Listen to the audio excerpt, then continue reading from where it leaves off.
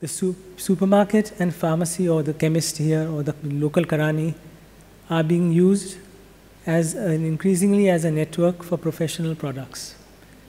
In fact, an entire category is being created by people like Resem, and Vidal Sassoon was already there, but others like that, where it's not quite professional and it's not quite FMCG, or professional products with the same efficacy at FMCG plus prices.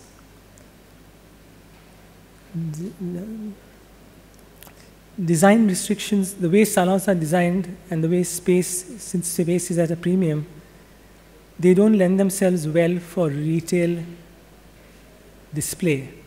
And space is often tight, cash counters are often very thin and crowded, and therefore if you want to have visually display what you're selling, it's a little difficult. Then there's the issue of attitude, where stylists say they are artists and creators and don't consider themselves as salespeople. But I think the owners of the salons have to insist, or should insist, that selling is a fundamental part of their business, of the stylist business. They are there to provide a service, but they must also provide a product suitable for the customer, and retailing can be an important margin growth in the salon itself. And one of the problems that we'll face is that fragrance and cosmetic distributors who sell typically to your Shoppers Stop or Parcos or others retail outlets will find will not want necessarily to do business with salons. So to get a credible mix of perfume and cosmetics products into a salon will be a challenge. By its very nature, because of this range of products available, you will have to edit the collection as to what you carry. And most salons today are mono-branded, or don't necessarily carry multiple brands. And doing retail, you need to carry multiple brands to give the customer a choice, not just for fragrance and cosmetics, but also for the salon products that you currently sell. Expertise and personalization. And these two are the only sustainable differences that you can have in your business, and particularly in this one. Expertise through knowledge and training, and personalization in almost every interaction with the customer.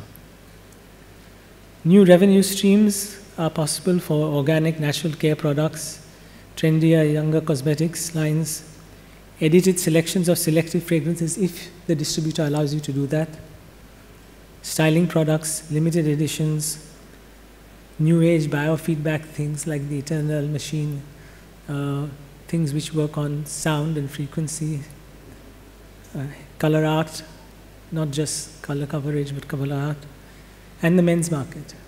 These are all additional revenue streams which can be explored. Retail sales can take place best when the customer can touch, feel, and smell a product.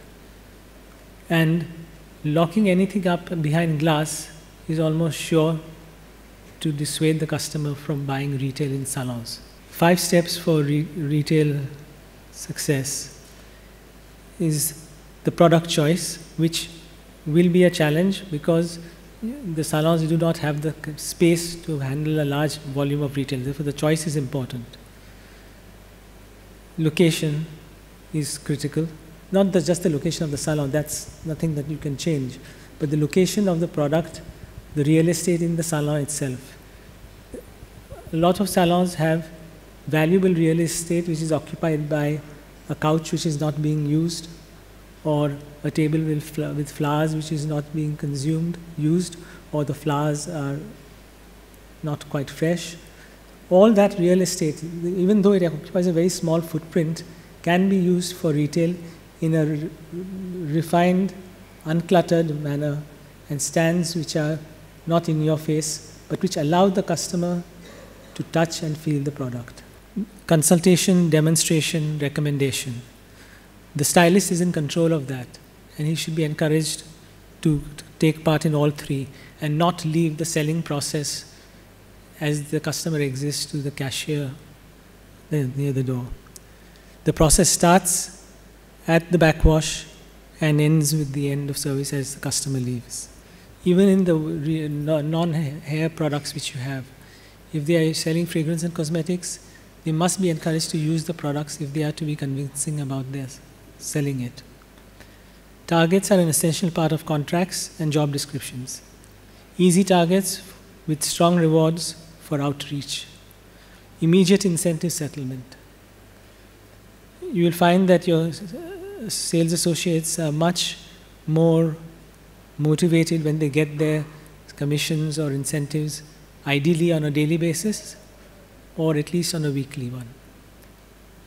Daily targets and slabs which are retroactive, so that if they miss a target a particular month, they should be able to get added up to the next month's sales, and if the 2 months' sales together cross the budget of the 2 months, they should be rewarded again for their incentives.